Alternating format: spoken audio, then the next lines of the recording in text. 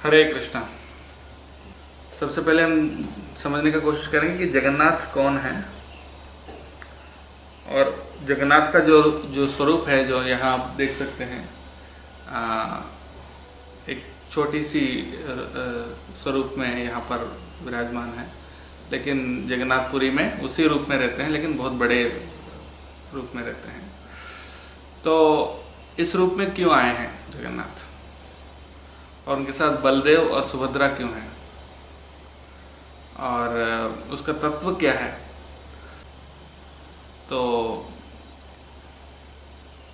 इसके बारे में सबसे पहले हम देखेंगे कि ये जगन्नाथ का ओरिजिन, उसका शुरुआत कैसे हुआ है। तो सबसे पहले हम पौराणिक समय से आके फिर अभी आधुनिक समय तक आएंगे।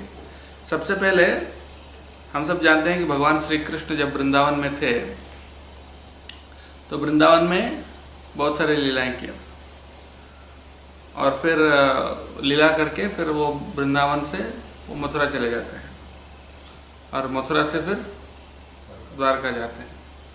तो ये उस प्रकार से उनका लीला हुआ था। लेकिन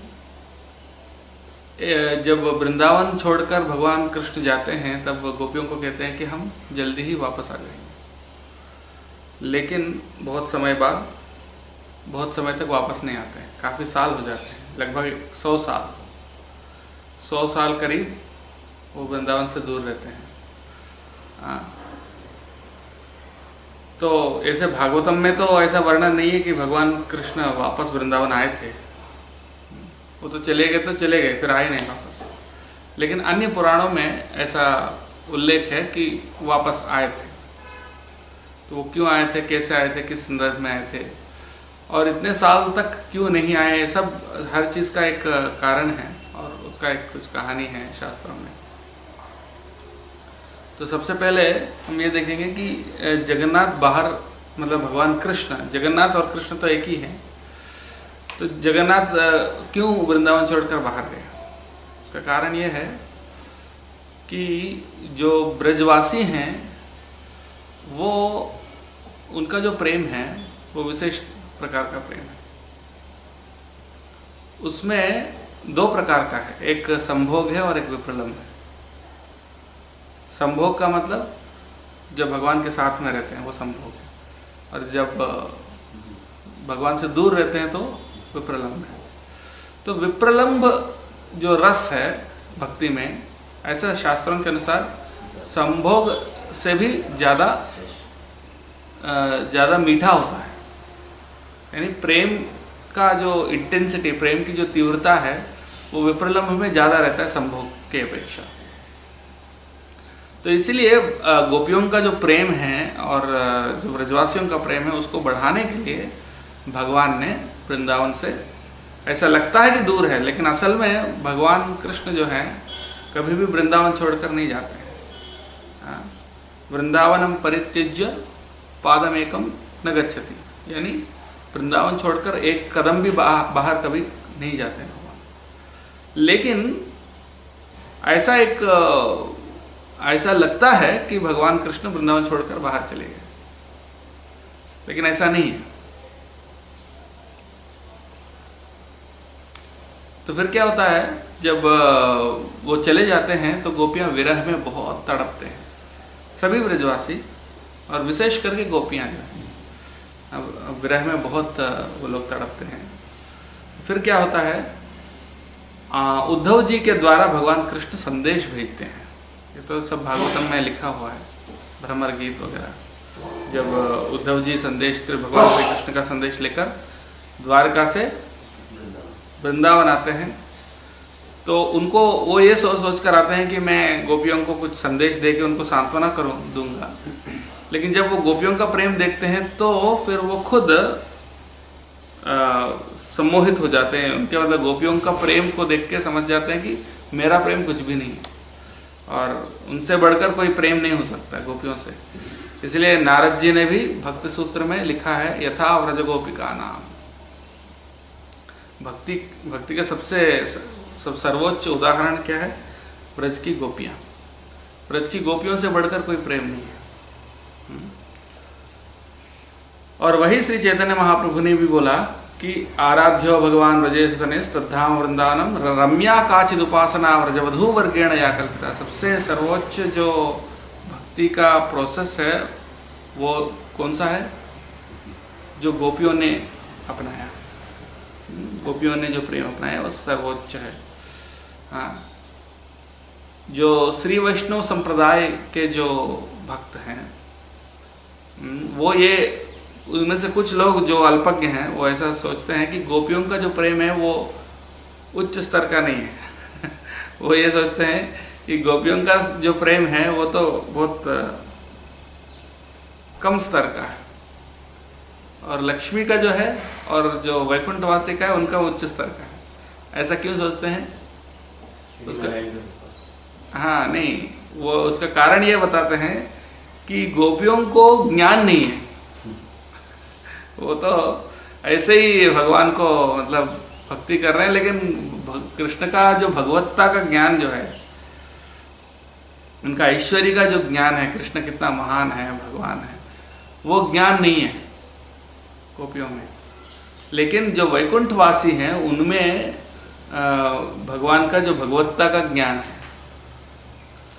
इसीलिए वो जो भक्ति है वो श्रेष्ठ है, ऐसा बोलते हैं। समझ गया?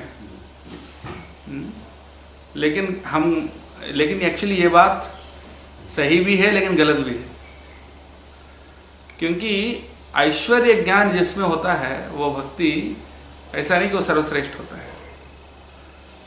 भगवान कृष्ण स्वयं बोलते हैं, जैसे दामोदर अष्टकम जब गाते हैं तो उसमें भी बताते हैं, इति दृक्स्वलीलाभिर आनंद कुंडे स्वघोषम निमज्जन्तम आख्यापयन्तम तदीयेषितज्ञेषु भक्तेर्जितत्वम। तदीयेषितज्ञेषु भक्तेर्जितत्वम यानी जो भगवान को भगवान के स्वरूप में जो जानते हैं, यानी भगवान की भगवत्ता, भगवान की जो ऐश्वर्य है उसको जो समझते हैं, उनको भगवान यह दिखा रहे हैं कि मैं उस ऐश्वर्य ज्ञान से मुझे कोई बांध नहीं सकता, मुझे कोई जीत नहीं सकता, लेकिन सिर्फ जो भक्ति है, प्रेममयी भक्ति है, उसी से मुझे जीत सकते हैं, जिसमें ऐश्वर्य ज्ञान नहीं होता है। ऐश्वर्य ज्ञान का मतलब क्या होता है कि भगवान के ऐश्वर्य, भगवान कितने महान है, भगवान के उस ज्ञान के बिना जो भक्ति होती है वो ज़्यादा मीठा है, वो ज़्यादा भगवान को पसंद है।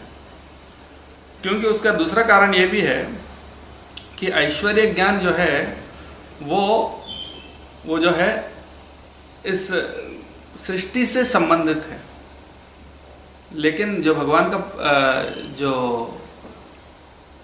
प्रेम है वो सृष्टि से परे है। जैसे फॉर एग्जाम्पल आप बोलते हैं ये कृष्ण कौन है? भगवान है, यानी परमेश्वर है। पर परमेश्वर किसका परमेश्वर है? इस दुनिया का परमेश्वर है। तो दुनिया से संबंध है उसका, भगवान है, परमात्मा है, ये सब चीज़ किससे संबंध है? इस दुनिया से संबंध है। लेकिन कृष्ण का जो लीलाएं हैं उस दुनिया से कोई लेने देना नहीं है।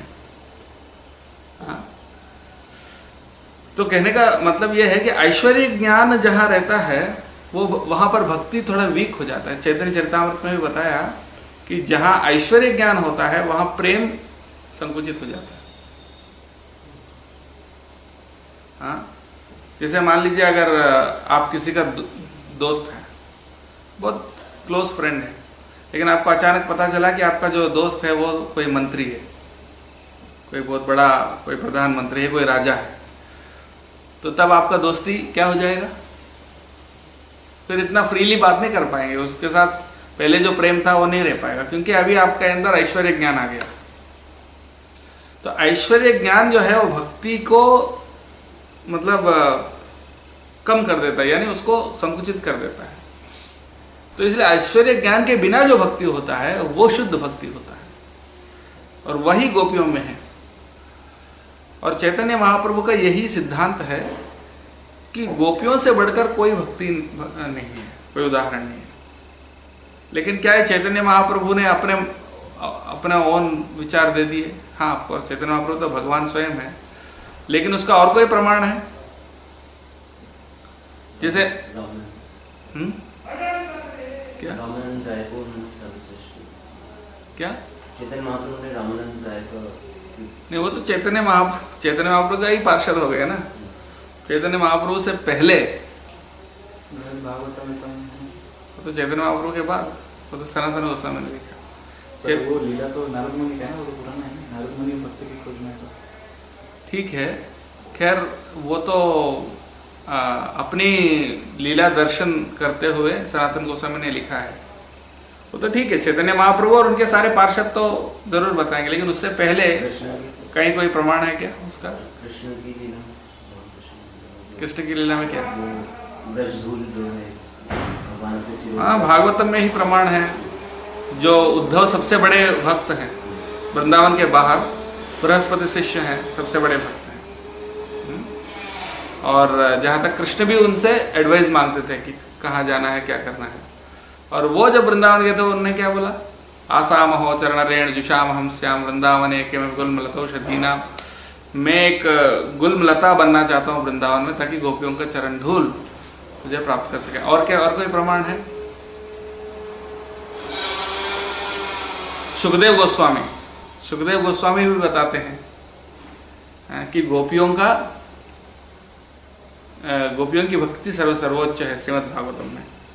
जो सुखदेव गोस्वामी कौन है? सुखदेव गोस्वामी इतने महान हैं कि सारे ऋषि मुनि, जहाँ तक इनके पिताजी वेदव्यास और नारद भी वहाँ बैठे थे भागवत सुनने उनसे।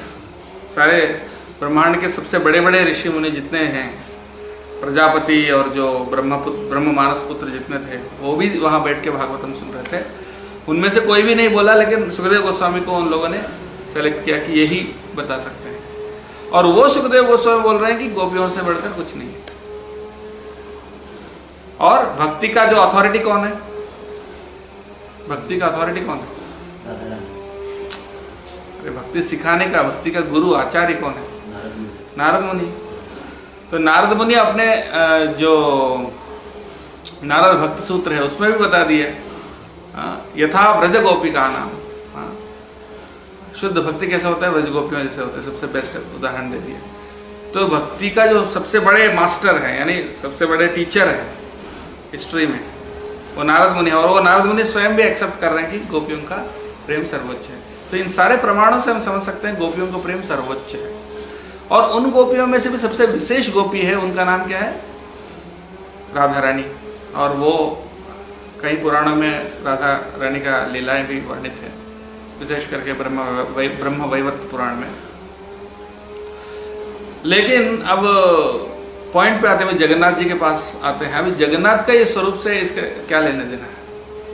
क्योंकि ऐसा हुआ कि जब भगवान कृष्ण जो है वो जब कई साल हो गए वृंदावन छोड़कर, है ना, तो एक समय पर ऐसा होता है कि सूर्य ग्रहण होता है। तो सूर्य ग्रहण के समय पर एक तीर्थ स्थान में जाके स्नान करना चाहिए। तो इसलिए सारे जो यादव है द्वारका से, जितने यदुवंशी हैं, वो सब भगवान कृष्ण भी साथ में सब मिलकर कहाँ जाते हैं? कुरुक्षेत्र जाते हैं। और कुरुक्षेत्र जाकर वहाँ पर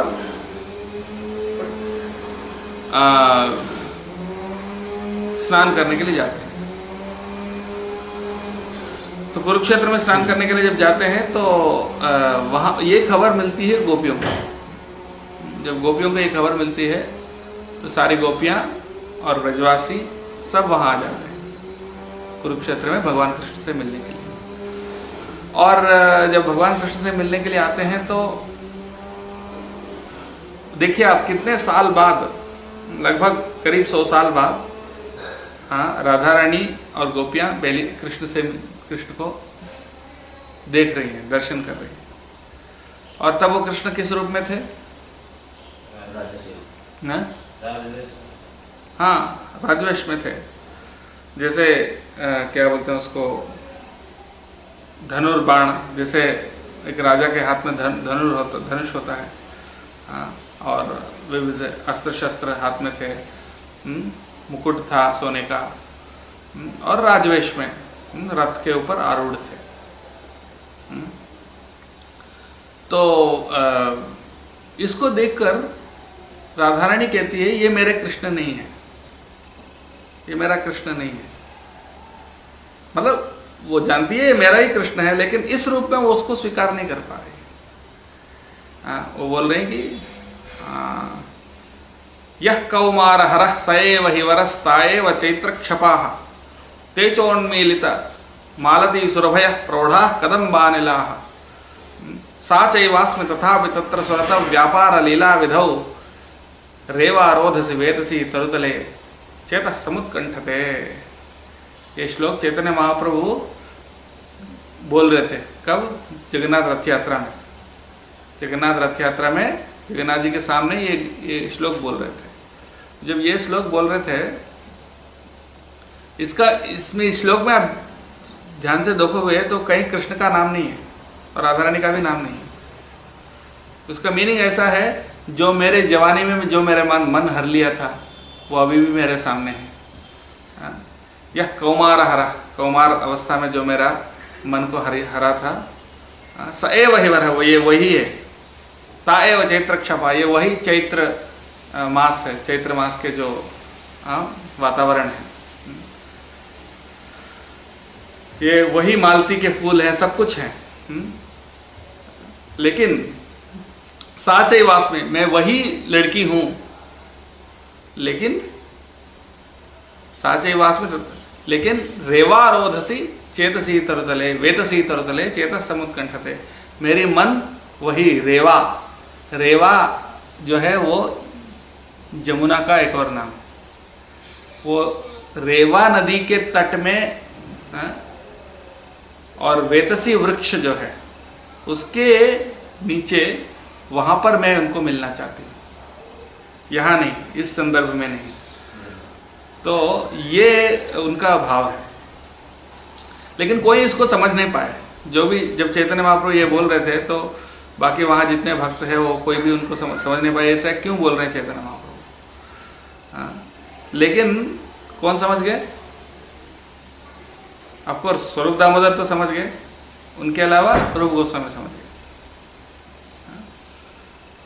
तो रूप गोस्वामी समझ गया, और रूप गोस्वामी ने क्या किया, उसको एक और श्लोक के रूप में लिखा, लेकिन उसमें कृष्ण और राधा रानी का नाम लिखते हुए उसको अनुवाद करके एक और श्लोक, वो भी संस्कृत में, और उन्होंने उनके घर में रख दिया। और चैतन्य महाप्रभु उनसे मिलने आते हैं तो तब रूप गोस्वामी वहाँ रहते नहीं, वहाँ थोड़ा बाहर गए थे। तो वो देखे कि जो बांस का जो घर होता है ना, बांस से बना हुआ, ऊपर जो बांस के बीच में एक ताल पत्र है, वो क्या है, खोल के देखा तो ये वो वही श्लोक है जो चैतन्य महाप्रभु ने बोला था, और उसका अनुवाद करके उन्होंने जो रूप गोस्वामी ने लिखा। तो ये देख के चैतन्य महाप्रभु चौंक गए, देखो मेरा मन का भाव कोई नहीं समझ पाया, लेकिन ये कैसे समझ गया। हाँ? तो तब रूप गोस्वामी, स्वरूप दामोदर गोस्वामी बोलते हैं, आपने पूरा कृपा उनको दे दिया इसलिए वो समझ पाए।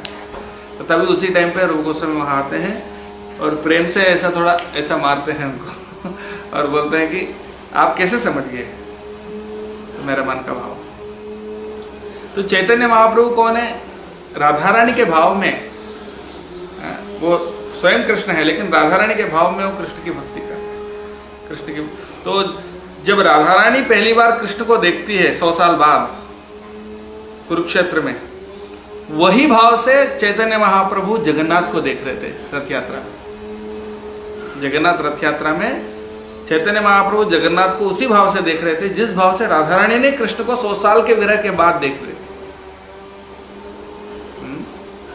तो ऐसा बोलते हैं, जगन्नाथ रथ यात्रा में सब नाचते थे, 7 संकीर्तन पार्टी थे। हाँ?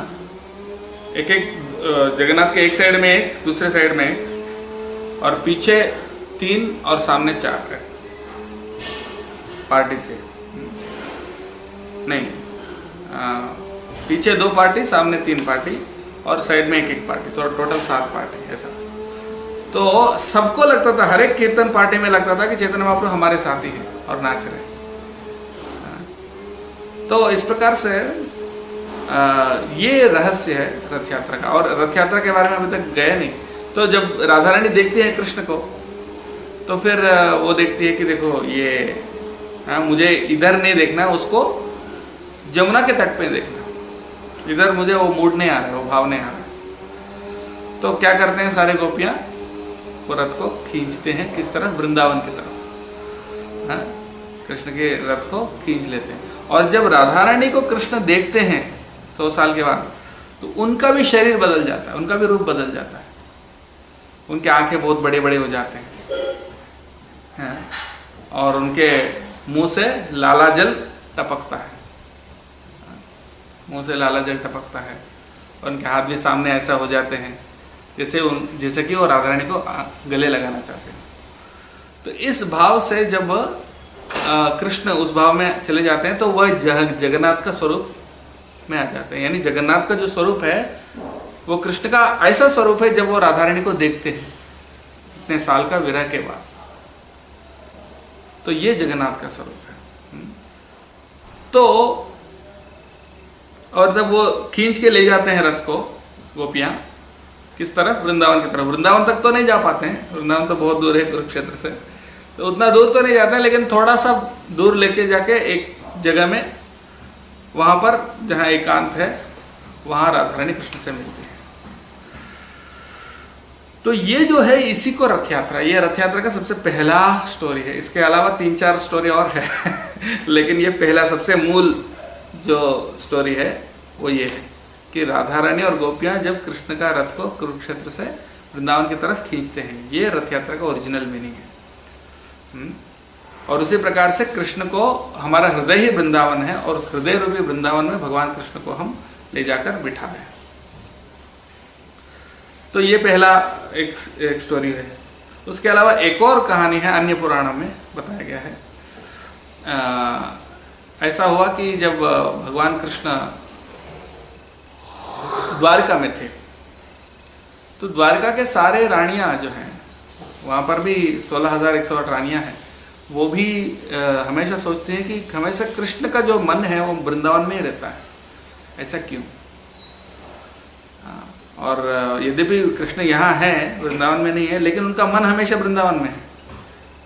वो सपने में चिल्लाते रहते हैं, अलग अलग गोपियों का नाम, अलग अलग गायों का नाम चिल्लाते रहते हैं, हे ललिते, हे श्यामा, हे विशाखे, इस प्रकार से अलग अलग गोपियों का और अलग अलग गायों का भी नाम बुलाते रहते हैं। हाँ, और बृहद भागवतम अमृत में वर्णन है कि रुक्मिणी देवी कहती है कि देखो रात भर वो एक्चुअली राधा का ही नाम लेते रहते हैं, और उनका सांस जब लेते हैं राधा राधा ऐसे ही आवाज आता है। और सत्यभामा कहते हैं क्या बात कर रही हो, रात में क्या, दिन में भी वही अवस्था है दिन में भी वही अवस्था है, सिर्फ रात में नहीं। उनको, उनका हमेशा ध्यान उधर ही रहता है। उनको एक बार ध्यान आकर्षित करने के लिए 3-3 बार बुलाना पड़ता है। एक कृष्ण, ऐसा एक बार बुलाने से वो ध्यान नहीं देते हैं, ऐसा सोचते रहते हैं। जो एब्सेंट माइंडेड रहते हैं ना, जो लव अफेयर में रहते हैं, तो उनको आसपास क्या चल रहा है पता नहीं चलता है, वो खोए खोए रहते हैं। 2 बार 3 बार 4 बार बुलाने से फिर हाँ हाँ क्या क्या ऐसा बोलता है तो मतलब उन दिन में भी उनका मन उधर ही रहता है। तो क्या है वृंदावन के लीला का खासियत? और उनका इच्छा ये भी था कि कृष्ण का जो बचपन के लीला है वो नहीं देख पाए, क्योंकि वो तो रानियां हैं, कृष्ण को बचपन का लीला तो देख नहीं पाए। तो इसीलिए वो सुनना चाहते थे कृष्ण ने बचपन में क्या लीला किया, कैसे किया। तो लेकिन ऐसा कौन है जो बता सकता है? द्वारका में तो सिर्फ एक ही व्यक्ति है जो वृंदावन में भी कृष्ण के साथ थी, कृष्ण बलराम के साथ, और अभी द्वारका में भी। वो कौन है? वो है रोहिणी, जो बलराम जी की माता है। तो उनसे वो रिक्वेस्ट करती हैं कि आप हमको बताइए। तो बोलते हैं ठीक है, लेकिन कृष्ण का वृंदावन लीला इतने मधुर हैं, वैसे ही आप जैसा बोल रहे हो वैसे ही उनका मन हमेशा वृंदावन में रहता है। अगर वो लीला अगर कृष्ण के कान में आ गया तो फिर वो छोड़ेगा नहीं, फिर वो तो जाना ही पड़ेगा उसको। हाँ, तो इसलिए बहुत सावधान रहना, क्योंकि उनका कान में नहीं जाना चाहिए कि हम ये कथा कर रहे हैं, कृष्ण के बचपन की कथा। तो फिर बोले कि एक ऐसा एकांत स्थान चाहिए जहाँ कोई पुरुष प्रवेश नहीं कर सकता। तो वहाँ का एक गौशाला में आयोजित किया, सभी रानियाँ बैठी हैं, रोहिणी माता भी बैठी है, और कथा शुरू हो गया। और बाहर गेट में गेट कीपर के रूप में किसको बिठाया? सुभद्रा देवी को बिठाया कि आप कोई भी अंदर आएगा तो अंदर मत जाना देना, विशेष करके कृष्ण और बलराम को तो बिल्कुल आने नहीं देना, ऐसा करके। ठीक है, तो अंदर वो लीला चल रही है कथा, लेकिन सुभद्रा मैया को भी सुनने की इच्छा है, तो इसलिए बाहर से ऐसा सुन रही थी कि क्या लीला बोल रहे हैं। तो सुनते सुनते उनका भी आंखें बड़े हो गए थोड़ा ऐसा। इतने में थोड़ी देर बाद क्या हुआ, कृष्ण और बलराम उधर आए और तो अंदर जाने वाले थे। तो फिर अब सुभद्रा देवी ने क्या किया, अपने दोनों हाथ ऐसा कर लिए रोकने के लिए, उनको अंदर जाने नहीं दिए। तो फिर वो अंदर जा तो नहीं पाए, फिर लेकिन वहाँ खड़े खड़े जैसे सुभद्रा को सुनाई दे रहे थे उनको भी सुनाई दे रहे थे, वो भी सुन रहे थे अपनी लीला। और वो लीला सुन के फिर से उनके आंखें बड़े हो गए और मतलब उनका स्वरूप ऐसा हो गया। और सुभद्रा देवी जो है तब वो लज्जित हो जाती है कि मैंने उनको दोनों को रोका है, ऐसा करके लज्जित होने के उनका लज्जा के कारण क्या हुआ, उनका दोनों हाथ अंदर चले गए, उनके शरीर के अंदर चले गए। इसलिए सुभद्रा देवी का हाथ नहीं दिखते हैं, वो अंदर चले गए। और उसी टाइम पे नारद मुनि वहाँ आते हैं, देखते हैं ये बहुत सुंदर स्वरूप में तीनों कृष्ण बलराम और सुभद्रा, इतना अद्भुत स्वरूप है, इतना सुंदर स्वरूप है, इसका क्या रहस्य है। तो फिर तब कृष्ण नारद जी को बोलते हैं कि नारद जी बोलते हैं कि इस स्वरूप में आप सभी भक्तों को दर्शन दें, ये मेरी इच्छा है। तो बोलते हैं ठीक है, कलयुग में इसी रूप में मैं दर्शन देता हूँ। ठीक है, तो ये स्टोरी नंबर 2 ये हो गया। अब स्टोरी नंबर 3 तो एक और स्टोरी है, ये भी भागवतम में ही है, पुराणों में है। जब इतने 100 साल के विरह के बाद, जब ये कथा के बाद में होता है, जब ये कथा मैंने जो बोला था ना उसके बाद, जब कृष्ण ये अपनी लीलाएं सुनते हैं तो अब तो रहा नहीं जाता उनसे, तब तो वृंदावन जाना चाहते हैं। अब तो वो एकदम मूर्छित हो जाते हैं कि गोपियों को याद करके फिर एकदम इतना मूर्छित हो जाते हैं कि उनको होश नहीं आता। तो फिर सब बताते हैं, सभी जो बड़ी गोपियाँ नहीं, बड़ी जो रानियाँ वगैरह, जैसे रोहिणी माता और देवकी और बाकी, वहाँ पर कंस की जो माता है उनका नाम क्या है, पद्मावती, वो भी वहाँ रहती है। वो सब डिस्कस करते हैं। कंस की माता पद्मावती तो कहती है गोपियों ने तो हमारा कृष्ण को बिगाड़ दिया, उनसे गोबर उठवाया, सारे गाय चरवाया, सारे काम करा दिया उनसे, और ठीक से देखभाल नहीं किया, ऐसा करके ब्रजवासी उनको निंदा करते हैं। और सब सोचे ये तो पागल है, कुछ भी बोलती रहती है। तो इस तरह इनके बीच में चर्चा हो रही है। अभी कृष्ण तो मूर्छित हो गए, अब उनको कैसे होश में लाया जाए। तो फिर उसके लिए एक ही उपाय है, जब वो राधा रानी का आवाज़ सुनेगा तभी वो होश में आएगा। तो राधा रानी के पास नहीं, वृंदावन ले जाना है उसको एक बार। तो लेकिन पहले जाके खबर देना चाहिए कि कृष्ण आ रहे हैं, क्योंकि वो ब्रजवासी सारे इतने शिथिल अवस्था में हैं वो कृष्ण के विरह में कि वो लोग अभी लगभग उनका जान चली गई, उनका जान चली गई तो लगभग ऑलमोस्ट मरे नहीं, लेकिन लगभग मर गए जैसे स्थिति में। उस स्थिति में कृष्ण भी उनको देखेगा तो उनका भी हालत बहुत खराब हो जाएगा। तो इसीलिए पहले से उनको खबर देना चाहिए कि कृष्ण आ रहे हैं। लेकिन कौन खबर देगा? बलराम जी ने बोला मैं जाऊंगा, खबर दूंगा। लेकिन बाकी लोगों ने कहा कि बलराम जी आप जाओगे तो आपको विश्वास नहीं करेंगे, क्योंकि आपने बहुत बार बोला कि आप आएंगे, आ रहे कृष्ण आ रहे हैं। तो ये तो आपने पहले भी कृष्ण ने बोला, कोई विश्वास नहीं करेगा, ये तो होने वाला काम नहीं है, ऐसा लगेगा। तो तब सुभद्रा बोलती है कि मैं जाऊंगी, क्योंकि मैं लड़की हूँ। तो लड़कियां जो है, स्त्रियां जो होते हैं वो कितना कपट नहीं होते, सरल होते हैं। तो मेरे ही बात पे ज़्यादा विश्वास करेंगे, इसलिए पहले मैं जाऊंगी। ऐसा करके पहले सुभद्रा का रथ, फिर बलदेव, फिर जगन्नाथ। कृष्ण, ये तीनों एक के पीछे जाते हैं, तो वहाँ पर मुलाकात होता है। ये भी एक रथ यात्रा है, एक ये भी कहानी है उसका। तो अब ये 3 पौराणिक कहानी होगी कृष्ण के समय पर जो हुए, पर उसके बाद की कहानी भी है। उसके बाद की कहानी जब जगन्नाथ स्वरूप में जब प्रकट हुए उसका कहानी तो काफ़ी लोग जानते हैं, फिर भी रिपीट करता हूँ। जब कृष्ण चले गए, यानी वो जो हंटर जो होता है ना, वो शिकारी, उसका जो बाण भगवान कृष्ण के पैर में लग जाता है तो फिर वो अंतर्ध्यान हो जाता है। तो अलग अलग पुराणों में थोड़ा अलग अलग टाइप का वर्णन है उसका, लेकिन उसका मेन मुद्दा ये है, कोई बोलते हैं कि भगवान का कुछ हृदय रह गया, कुछ और रह गया, लेकिन असल में भगवान कृष्ण का जो स्वरूप है वो एक विग्रह के रूप में प्रकट हुआ। जो व्याध जो शिकारी ने मतलब अपने बाण चलाया, ये सोच के चलाया कि वो कोई हिरण है, हिरण जैसा दिखा। भगवान के जो 2 चरण है ना, वो पिंक कलर के थे, गुलाब रंग के, तो पेड़ के ऊपर बैठे थे, तो दूर से ऐसा लगा कि ये हिरण के 2 कान हैं, 2 कान जैसा उनको लगा, तो लगा कि हिरण है, ऐसा सोच के फिर बाण चलाए। तो बाद में पता चला जब कृष्ण है तो उनको इतना बुरा लगा, इतना रोने लगा, तो फिर भगवान ने उनको सांत्वना दिया, कोई चिंता मत करो, आप मेरे स्वरूप को पूजा आप ही करो, कह के वो एक विग्रह के रूप में प्रकट हो जाता है, और वो है नीलमाधव विग्रह।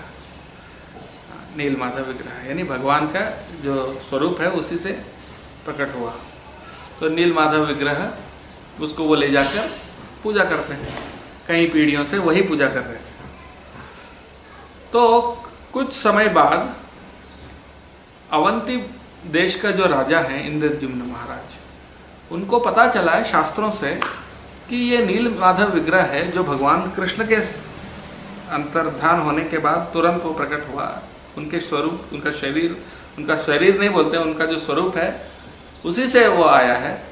तो वो कहीं है, लेकिन कहाँ है नहीं पता। उसको ढूंढने के लिए, ताकि उसको मतलब मिलेगा तो उसका फिर पूजा करने का अच्छा भव्य मंदिर बना के उनकी आराधना करने के लिए, फिर वो उनके जो पंडित हैं, आस्थान जो विद्वान हैं, पंडित हैं, मंत्रियाँ हैं, सबको अलग अलग दिशाओं में भेजा, ब्राह्मणों को भेजा कि जो भी इसका खबर लेकर आएगा उनको बहुत इनाम मिलेगा ऐसा। तो वहाँ पर एक ब्राह्मण था विद्यापति नाम का, वो बहुत अच्छा सुगुण संपन्न था। तो फिर वो बोला ठीक है मैं भी जाऊँगा। फिर वो जाते जाते उनको उनका खबर लेते लेते क्या हुआ, उनको कहीं मिलता नहीं है। फिर अंत में बहुत थके हारे वो जंगल में भटक जाते हैं। तो जंगल में भटकते भटकते वहाँ पर वो शबरों का एक गांव था। शबर यानी जो एक्चुअली वो सुअर को खाते हैं तो शबर यानी बहुत अंती जाति वाले, तो उनका गांव था। तो वहाँ पर ये ब्राह्मण को देखा विश्वावसु ने। विश्वावसु उनका राजा है, शबरों का राजा। तो वो विश्वावसु ने उनको बुलाया, उनके घर में बुलाया, थोड़ा आतिथ्य दिया, फल इत्यादि। तो देखा कि उनकी जो बेटी है वो भी बहुत सुंदर थी। तो वहाँ पर जब उनके घर में कुछ दिन रुके थे तो उनको पता चला कि डेली विश्वावसु जो है ना, सुबह सुबह भोर में कहीं जाते हैं, जाके फिर आते हैं तो उनके शरीर से बहुत खुशबू आता है। खुशबू, इतना अच्छा खुशबू आता है, तो उनको लगा कि इससे कुछ नीलमाधव का कुछ संबंध हो। तो फिर तब विश्वावसु जो है, जो विद्यापति जो है, वो विश्वावसु को बोलते हैं कि आपकी बेटी से मैं शादी करना चाहता हूँ, उनका दामाद बन के उसका खबर लेंगे, ऐसा सोचे। तो बोले ठीक है, ये तो हमारा सौभाग्य है, ठीक है। तो फिर उनका विवाह होता है। तो उसके बाद एक दिन उनकी जो पत्नी है, ललिता, जो भी नाम मुझे नहीं पता, लेकिन उनको बुलाकर बोलते हैं कि आपका पिताजी कहाँ जाते हैं। वो तो बोलती हैं कि हमको भी नहीं बताते हैं। तो फिर लेकिन तब वो बताती है कि वो नील माधव का पूजा करने जाते हैं, हमको भी कभी लेके नहीं गए, तो मुझे उनका दर्शन करना है। तो फिर वो पूछती है उनके पिताजी से, तो फिर वो सीधा मना कर देते हैं कि संभव ही नहीं, मैं नहीं ले जाऊँगा। तो फिर वो बार बार बोलते हैं आपका दामाद ही तो है, ले जाइए, एक बार ले जाइए। तो फिर बहुत बोलने के बाद फिर वो बोला ठीक है, क्योंकि उनको डर है, क्योंकि असल में क्या है, भगवान का पूजा करने का शबरों का अधिकार नहीं है। मतलब उसके लिए अगर पता चला, राजा को पता चला तो उनको दंड भी मिल सकता है, तो और उनकी सेवा छीना जाएगा उनसे, तो इस डर से वो किसी को बताते नहीं थे। लेकिन दामाद है इसलिए बहुत बार बार रिक्वेस्ट कर रहे हैं, बोला ठीक है मैं एक बार ले जाऊँगा, एक ही बार, लेकिन आपके आँखों में पट्टी बांध के ले जाऊँगा ताकि उनको रास्ता ना पता चले कहाँ है नील। तो आंखों में पट्टी बांध के ले जाते हैं। लेकिन ये तो बहुत बुद्धिमान है विद्यापति, तो क्या करते हैं, सरसों के दाने लेते हैं। सरसों के दाने लेते हुए उनके पीछे जाते जाते रास्ते में थोड़ा थोड़ा डालते डालते जाते हैं, और वहाँ पर जैसे ही उनका पट्टी मतलब वहाँ तक पहुँचते हैं, पता नहीं क्या हुआ, अदृश्य हो गए, नील माधव दिखाई नहीं दिया। तो फिर विश्वावसु को बहुत गुस्सा आता है, अभी तक तो मैं डेली उनको पूजा कर रहा हूँ, जिस दिन आपको ले गया वो गायब हो गया, इसका मतलब आपके कारण ही हुआ जो भी।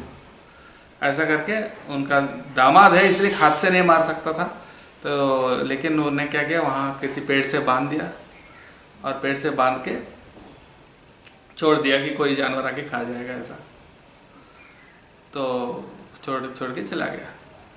लेकिन उनकी जो बेटी है वो समझ गए कि ऐसा कुछ हुआ होगा, तो फिर वो जो सरसों के दाने ले गए उस रास्ते से वो देखती है, और वो नील माधव के जहाँ थे वहाँ पर वो पहुँच जाती है, और वो उनका जो बंधन है वो मतलब वो खोल देती है, तो वो चले जाते हैं। तो वो जाकर सीधा इंद्रद्युम्न महाराज के पास जाकर बोल देते हैं कि ऐसे ऐसे हुआ, नील माधव वहीं पे था और मुझे मतलब इस तरह से बांध दिया गया। तो तब जैसे ही इंद्रद्युम्न महाराज को पता चला कि नील माधव इतने दिन से वहाँ था और अब गायब हो गया, तो उनको लगा कि ये विश्वावसु ने कहीं छुपा दिया। तो फिर तुरंत अपने सेना को भेजा और उनको पूरा उनका जो गांव है उसको पूरा घेराव कर दिया, और ऐसा कर दिया कि कोई भी अंदर नहीं जा सकता है, बाहर नहीं जा सकता है, कोई खाना भी नहीं जाएगा, कुछ नहीं जाएगा, जब तक वो बताएंगे नहीं कि नील माधव कहाँ है, तब तक उनको टॉर्चर करेंगे। ऐसा करके उनको बना दिया। तो फिर बहुत कुछ दिन बाद क्या हुआ, जब वो लोग बहुत तड़प रहे थे, दुखी हो रहे थे, तो फिर भगवान उनके सपने में आते हैं, इंद्रद्युम्न महाराज के सपने में आते हैं, क्यों इन बेचारे सबरों को परेशान कर रहे हो, मैं खुद ही अंतर्धान हो गया, अभी मैं एक दारू ब्रह्म के रूप में मैं आऊँ। दारू मतलब पीने वाली दारू नहीं दारू मतलब लकड़ी, लकड़ी के रूप में मैं प्रकट होऊंगा, और उस रूप में जब प्रकट होते हैं तो उस रूप को आप विग्रह उससे बनवा लेना। तो वही नीलमाधव एक लकड़ी के रूप में आए और बोले कि समुद्र आप देखो, आप और विश्वावसु और विद्यापति ये दोनों को जाना चाहिए, जाके वो लकड़ी को लाना चाहिए और वो पूरा बताया कि कैसे उनसे विग्रह बनवाना चाहिए, कैसे सब चीज़। तो फिर विश्वावसु और विद्यापति दोनों जाते हैं। उससे पहले बहुत सारे हाथियाँ वगैरह लगा के उस लकड़ी को खींचने के लिए कोशिश करते हैं, लेकिन कुछ नहीं होता है। तो फिर ये दोनों जाकर जब हाथ लगाते हैं बहुत आसानी से आ जाता है। बहुत सारे हथौड़ी वगैरह सब डाला, सब टूट गए, कोई उसको कुछ नहीं कर पाया, मैंने उससे कुछ रूप नहीं बना पाए। तो तब एक बूढ़ा एक व्यक्ति आता है, बोलता है कि मैं इसको बनाऊंगा। एक्चुअली एक कौन है, विश्वकर्मा, जो देवताओं का शिल्पी है। तो बूढ़े व्यक्ति के रूप में आते हैं और बोलते हैं कि मैं इसको बनाऊंगा, भगवान का स्वरूप को मैं इससे बनाऊंगा, लेकिन आपको शर्त है कि आप कभी भी अपने से कोई इस अंदर नहीं आए, मतलब डिस्टर्ब नहीं करेंगे। तो दरवाज़ा बंद रहेगा और आपको सिर्फ आवाज़ आता रहेगा कि अंदर कुछ चल रहा है, लेकिन आपको कुछ दिखाई नहीं देगा, मतलब आप दरवाज़ा खोल के नहीं आ सकते। अगर दरवाज़ा खोल दिए तो मैं चला जाऊंगा। तो फिर क्या हुआ, जो इंद्रद्युम्न महाराज की पत्नी है उनकी नाम गुंडीचा। तो गुंडीचा जो है उनको रोज़ आवाज़ सुनाई देती है, लेकिन कुछ समय से फिर वो एक दिन आवाज़ बंद हो जाता है। और आवाज़ बंद हो जाता है तो उनको डाउट आया कि ये तो बूढ़ा आदमी है, बहुत दिन से अंदर काम कर रहा है, मर तो नहीं गया कि क्या हुआ उसको। ऐसा करके बहुत उत्सुकता के कारण अचानक वो दरवाज़ा खोल देती है और अंदर कोई नहीं है, सिर्फ जगन्नाथ, बलदेव और सुभद्रा के विग्रह है। और वो भी ऐसा जैसा कि पूरा नहीं बनाया हुआ है, यानी बनाते बनाते बीच में छोड़ दिया, ऐसा लगा कि उसका स्वरूप देख के कि जैसे कि उनके हाथ पूरे नहीं बने, इस तरह का। तो फिर ये देख के गुंडीचा बहुत दुखी हो जाती है कि देखो मैंने बेकार में मिस्त्री खोल दिया, पहले नहीं खोलना था। और इंद्रद्युम्न महाराज बहुत दुखी हो जाते हैं। फिर भगवान उनके सपने में आकर बोलते हैं ऐसा दुखी होने की कोई बात नहीं, इसी रूप में मैं आना चाहता हूँ कलयुग में, तो इसी स्वरूप को आप प्रतिष्ठा कर। फिर उसी स्वरूप में वहाँ पर जगन्नाथ जी को प्रतिष्ठा करते हैं पुरी में, और वो उसको बोलते हैं नीलाद्रि पर्वत। उसको जो जगन्नाथपुरी क्षेत्र है उनके कई नाम है, एक तो नीलाचल बोलते हैं, नीलाचल या नीलाद्रि, और उसका एक और नाम है श्री क्षेत्र, श्री क्षेत्र बोलते हैं, और शंख क्षेत्र भी बोलते हैं, शंख के रूप में रहता है वो, ऐसा करके। तो ये जो है जगन्नाथपुरी में तब से वो प्रथा आ रही है कि जगन्नाथ जी का जो पूजा है, और साल में एक बार वो बाहर जाकर दर्शन देते हैं सभी को, और इस उत्सव को रथ यात्रा बोलते हैं। और वो गुंडीचा माता का जो इंद्रद्युम्न की पत्नी रानी जो है, उनका जो घर है उसको गुंडीचा मंदिर बोलते हैं, और जगन्नाथ मंदिर से गुंडीचा मंदिर तक हर साल में वो ये रथ यात्रा का उत्सव होता है।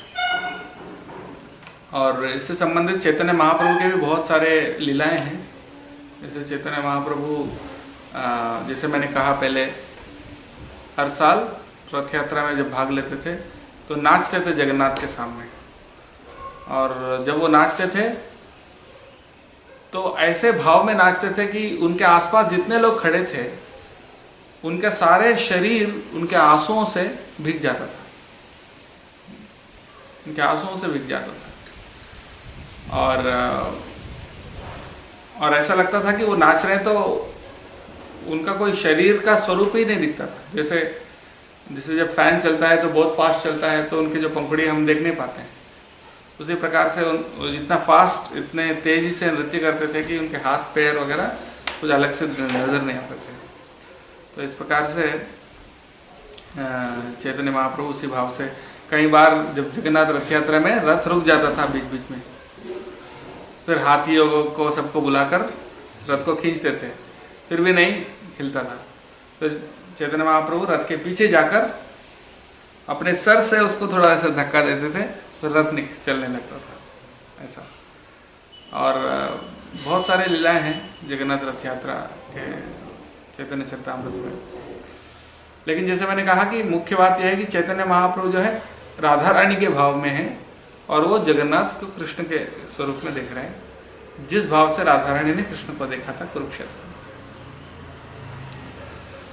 तो ये जगन्नाथ रथ यात्रा का स्वरूप है, तत्व है। इसका मतलब क्या है? मुख्य रूप से भगवान कृष्ण को हमारे हृदय में हम खींच के ले आ रहे हैं। हमारा हृदय ही वृंदावन है, और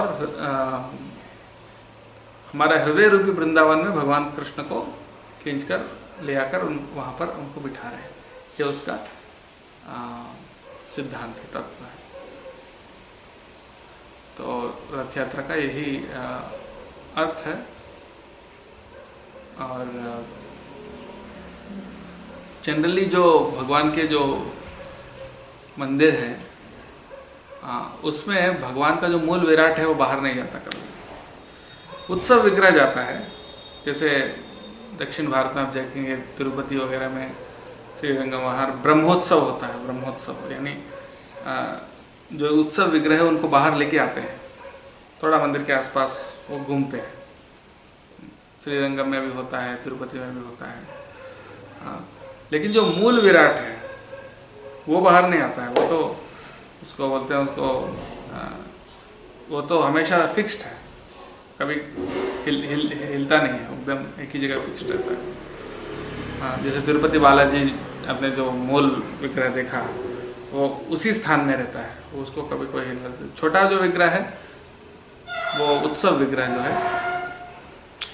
उसको प्रोसेशन में ले जाते हैं। लेकिन जगन्नाथ का ही ऐसा एक लीला है कि वो हर साल बाहर आकर भक्तों को दर्शन देते हैं, सभी भक्तों को रथ यात्रा के उत्सव में। और चैतन्य महाप्रभु रथ यात्रा से एक दिन पहले गुंडीचा मंदिर मार्जन करते थे, यानी गुंडीचा मंदिर जहाँ पर जगन्नाथ आकर लगभग 7 दिन वहाँ रहते हैं और 7 दिन बाद उल्टा रथ होता है, उल्टा रथ यात्रा, यानी गुंडीचा मंदिर से वापस जगन्नाथ रथ यात्रा, मतलब वापस जगन्नाथपुरी में। तो ये 7 दिन वहाँ रहेंगे, तो उससे पहले क्या करते थे, उस जगह को साफ करते थे रथ यात्रा से एक दिन पहले। इतने अच्छे साफ करते थे, वो भी चैतन्य चरितामृत में वर्णन है।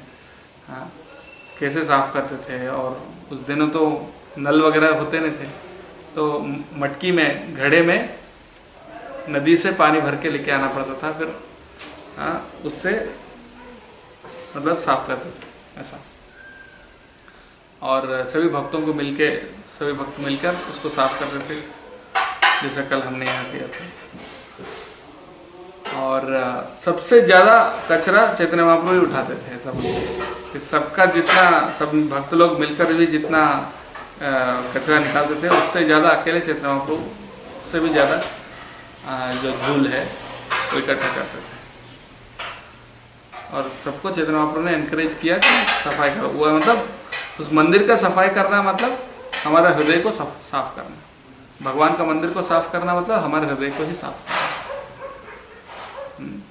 तो इसलिए रोज गुरुअष्टकम में भी गाते हैं क्या, श्री विग्रहाराधना नित्य नाना श्रृंगार तन मंदिर मार्जनादो युक्तस्य भक्तांश्च नियुंजतोपि। यानी श्रृंगार तन मंदिर मार्जन मतलब भगवान का मंदिर मार्जन भी गुरुदेव खुद करते हैं और दूसरों से भी कराते हैं। ऐसे गुरु को हम प्रणाम करते हैं। तो इस तरह से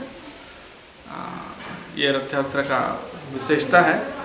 और भी कहने के लिए बहुत कुछ है। चैतन्य महाप्रभु जगन्नाथपुरी में क्यों रहे, और जगन्नाथ स्वरूप का और भी विशेषता के बारे में और भी बता सकते हैं। एक और कहानी मैं बता देता हूँ। जब श्रीपाद रामानुजाचार्य तो पूरे भारत भ्रमण कर रहे थे, भारत भ्रमण करके वैष्णव धर्म को स्थापन करते थे। उससे पहले क्या शंकराचार्य ने ये अद्वैत सिद्धांत को सब जगह स्थापित किया, तो फिर जो भक्ति है उसको मतलब वो लुप्त हो गया था। तो फिर उसको पूरा स्थापित करने के लिए, वैष्णव धर्म को स्थापित करने के लिए रामानुजाचार्य जो है वो पूरे भारत में भ्रमण करके वैष्णव धर्म को स्थापित कर रहे थे। तो ऐसा श्री वैष्णव संप्रदाय में बोलते हैं 108 दिव्य देशम, 108 दिव्य देश, यानी भगवान के जो धाम है 108 जगह पर है भारत में, ऐसा बोलते हैं। हाँ, तो उनमें से अधिकतर तो मोस्टली साउथ इंडिया में, दक्षिण भारत में है, और उत्तर भारत में 4-5 है, और उनमें से एक जगन्नाथपुरी में है। जगन्नाथपुरी है उनके हिसाब से। 108 दिव्य देशों में एक जगन्नाथपुरी है। तो सब जगह रामानुजाचार्य का प्रभाव इतना ज़्यादा हो गया, तो बड़े बड़े राजा महाराजा भी, वो लोग भी उनके गाइडेंस के अनुसार मंदिरों का जो पूजा वगैरह, पूजा विधान जो है उन्हीं के बताए हुए पंचरात्र जो आगम है, पंचरात्र आगम के अनुसार जैसा विधि होता है भगवान का पूजा करने के लिए, हम भी पंचरात्र आगम फॉलो करते हैं। तो वो शास्त्रों के अनुसार जैसे भगवान की पूजा करना चाहिए वो सारे विधि और नियम बताते हुए हर जगह पर भगवान की पूजा का सिस्टम स्थापित कर रहे थे। तो जब वो जगन्नाथपुरी आए थे रामानुजाचार्य, तो वहाँ का जो राजा थे उस टाइम पे पुरी का, वो भी उनको बोले थे कि आप यहाँ पर भी उसको स्थापित कीजिए, क्योंकि वो भी प्रभावित हो गए थे रामानुजाचार्य से। तो बोले ठीक है, कल से यहाँ का पूरा सिस्टम बदल जाएगा, कैसे भगवान का पूजा करेंगे, क्योंकि वहाँ पर जो पंडा थे वो तो ऐसे ही प्रेम से करते थे, इतना नियम फॉलो नहीं करते थे वो तो प्रेम से ऐसे ही भोग लगाया, उसका कोई सिस्टम इतना होता नहीं था। हाँ, तो फिर रामानुजाचार्य को लगा ये सही नहीं है, कल से पूरा सिस्टम यहाँ चेंज हो जाएगा। तो सभी पंडा लोग तो अभी क्या करेंगे, राजा का आज्ञा है, राजा का आज्ञा तो उल्लंघन नहीं कर सकते हैं। कितनी पीढ़ियों से इनको पूजा कर रहे हैं, लेकिन अब ये आके इसको पूरा चेंज करना चाहते हैं, क्या किया जाए, लेकिन कुछ कर नहीं सकते थे। लेकिन क्या हुआ, तो रात को सो गए थे सब लोग, और अगले दिन सुबह उठ के रामानुजाचार्य पूरा सिस्टम बदलने वाले थे। तो अगले दिन सुबह रामानुजाचार्य उठे तो देखा था, कहाँ क्या देखा कि वो जगन्नाथपुरी में नहीं है, वो कहाँ थे, श्री कुर्म क्षेत्र, वो मेरा जन्म स्थान से पास में है, आंध्र प्रदेश में नॉर्थ ईस्ट श्रीकाकुलम डिस्ट्रिक्ट में है, उड़ीसा के बॉर्डर के पास। तो वहाँ कुर्म क्षेत्र है, पूरे भारत में एक ही कूर्म देव का एक ही मंदिर है, और वो भी 108 दिव्य देशम्स में एक है। तो वहाँ पर जो कूर्म देव का जो मंदिर है, वहाँ पर वो जगह, तो रात को वहाँ सोए, सुबह यहाँ पहुँच गए। कैसे, ये तो भगवान ने ही उनको भेजा, कोई दूसरे साधन से उनको लाना तो संभव नहीं था। तो भगवान ने ही ओवरनाइट उनको ट्रांसफर कर दिया वहाँ से यहाँ।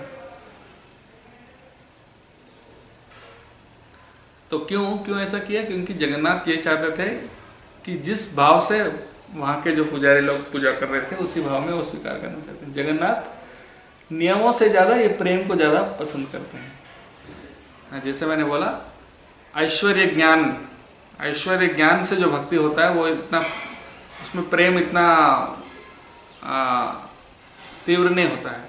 तो जब ऐश्वर्य ज्ञान के बिना जो भक्ति होता है, वो वहाँ पर मिठास ज़्यादा होता है, यानी उसमें प्रेम ज़्यादा होता है। तो वैसे ही प्रेम वहाँ चाहते थे जगन्नाथ जी।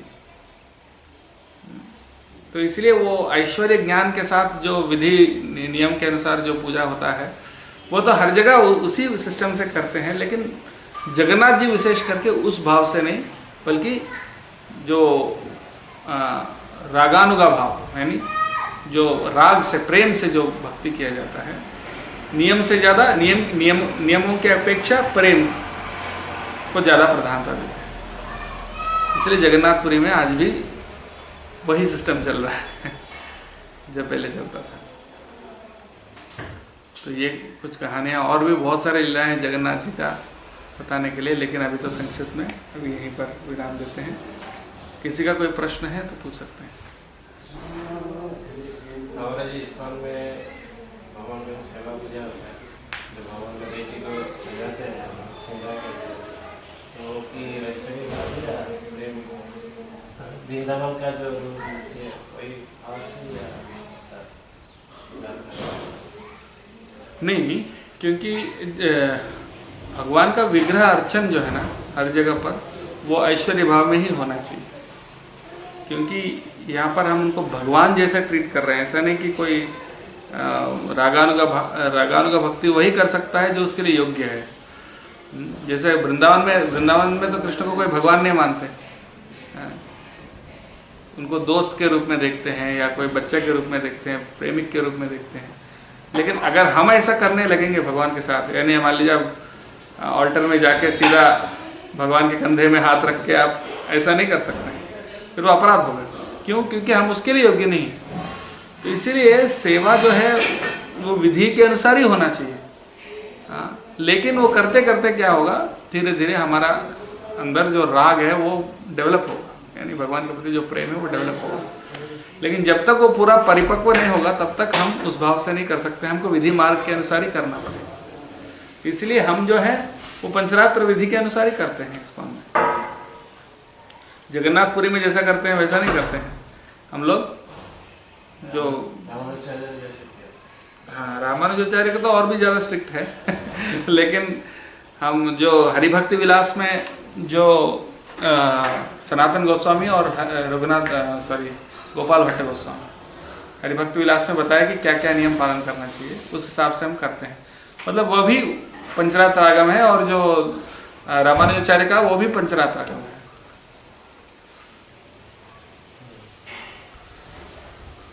क्योंकि वो वैकुंठ भाव में है ना, रामानुजाचार्य का जो है वो वैकुंठ भाव में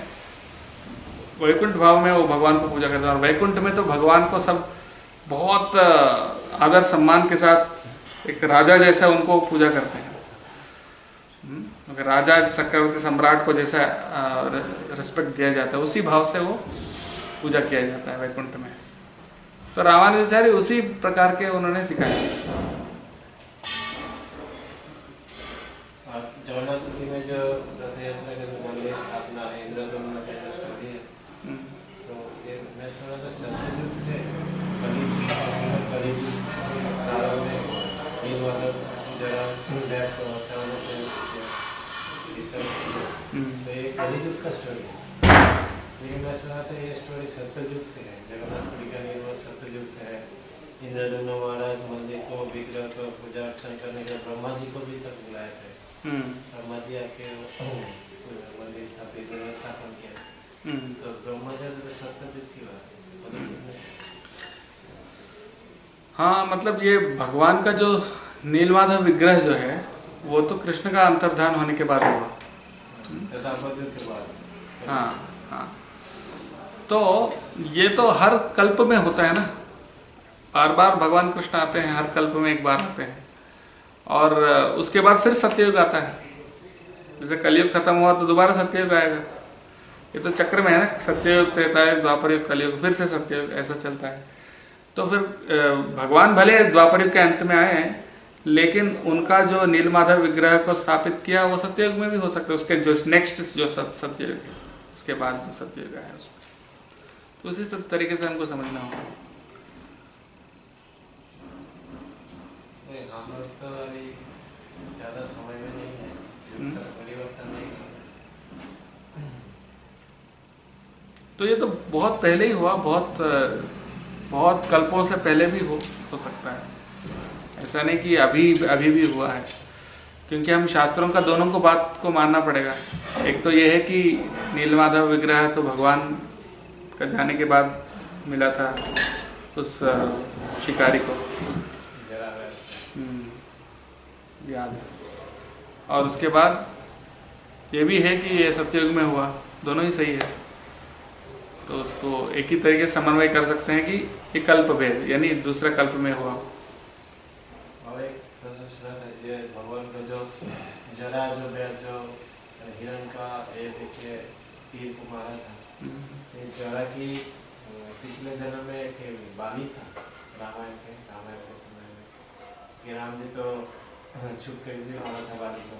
तो उसका ऐसा कोई प्रमाण मैंने वैष्णव किसी मतलब लेक्चर में नहीं सुना, इसका कोई प्रमाण मैंने नहीं सुना वो वाली था ऐसा। तो इसीलिए वो बाली ये जरा नहीं, वो प्रामाणिक स्रोत से अगर सुनेंगे तब बता सकते हैं, प्रामाणिक स्रोत से नहीं सुनेंगे तो नहीं बता सकते।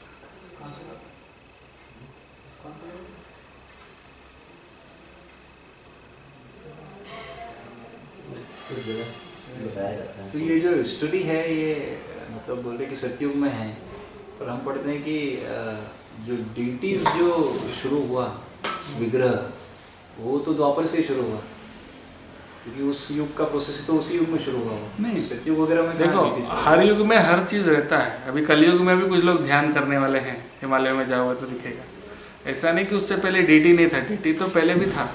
सृष्टि से पहले से भी ब्रह्मा जी ने भी बहुत विग्रह को स्थापित किया और ब्रह्मा जी खुद भी विग्रह को पूजा करते थे। लेकिन प्राइमरी जो प्रोसेस था वो ध्यान था। हर युग का एक प्राइमरी प्रोसेस होता है। जैसे आज भी हम विग्रह अर्चन कर रहे हैं, लेकिन प्राइमरी प्रोसेस हरिनाम संकीर्तन, ऐसा मतलब सभी युगों में विग्रह थे, लेकिन उसका मुख्य जो मार्ग है वो अलग था। ऐसा पहले भी विग्रह थे।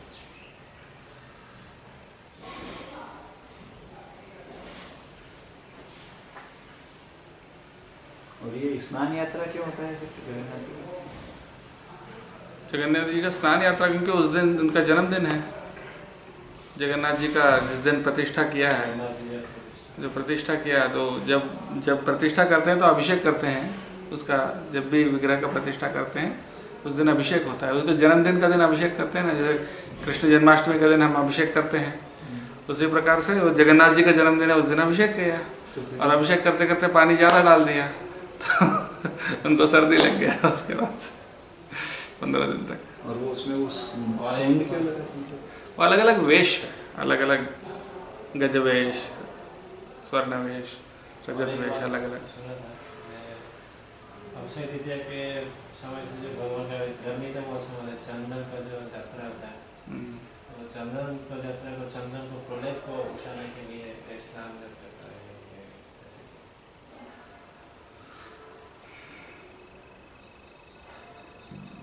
मुख्य कारण तो ये नहीं है, क्योंकि मुख्य कारण तो ये है कि स्नान यात्रा एक्चुअली जगन्नाथ जी का जन्मदिन है और उस दिन इसलिए वो भी हो सकता है, आपने जो बोला चंदन उठाने के लिए वो भी हो सकता है, लेकिन मैंने जो सुना वो ये है कि और ये सही भी है कि ये तो मूल स्टोरी है, जन्मदिन का स्नान यात्रा मूल स्टोरी, ये और स्टोरी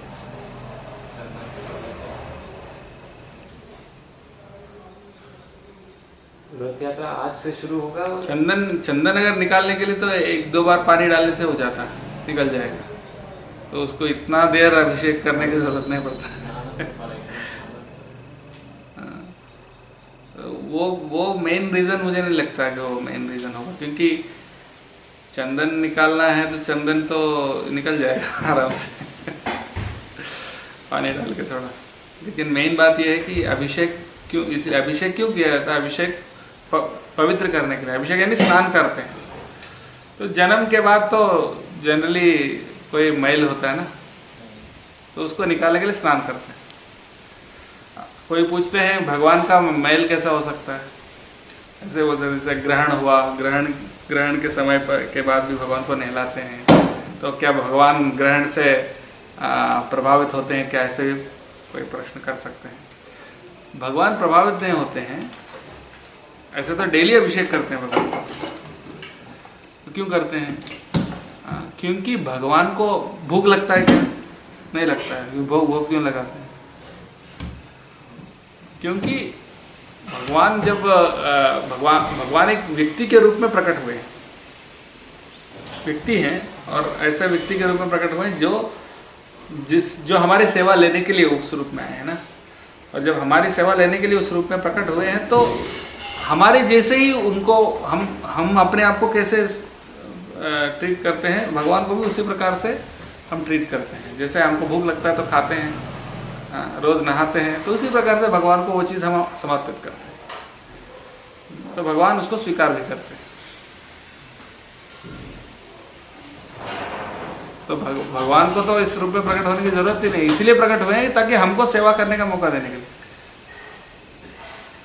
तो सेवा करने का मौका दे रहे हैं, ऐसा नहीं कि उसके बिना वो नहीं रह सकते हैं, लेकिन अगर आपने बुलाया तो उनकी सेवा करना आपका जिम्मेदारी है। आपने उनको बुलाया, प्रतिष्ठा किया, तो आप जब बुलाते हो बड़े आदमी फिर भी आया है कृपा करके, मान लीजिए देश का प्रधानमंत्री या मुख्यमंत्री को आप बुलाते हैं मंदिर में, आना मुश्किल है फिर भी आते हैं, तो तब हम उनको स्पेशली ट्रीट करते हैं। उसी प्रकार से भगवान कृपा करके आए हैं तो हमको उनको अच्छे से सेवा करना चाहिए। ठीक है, और कोई प्रश्न? चैतन्य बाबू की जगन्नाथपुरी को सिलेक्ट किया नहीं। हाँ, वो तो बहुत लंबा कहानी है, उसमें जाएंगे तो बहुत टाइम लगेगा। एक बात तो जानता हूँ कि माता जी का आदेश था।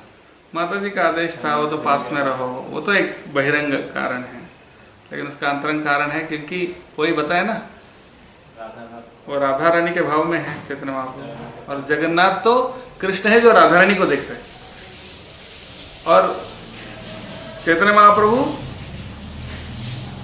राधा रानी है जो कृष्ण को देखते हैं। तो वो कॉम्बिनेशन है, इसलिए।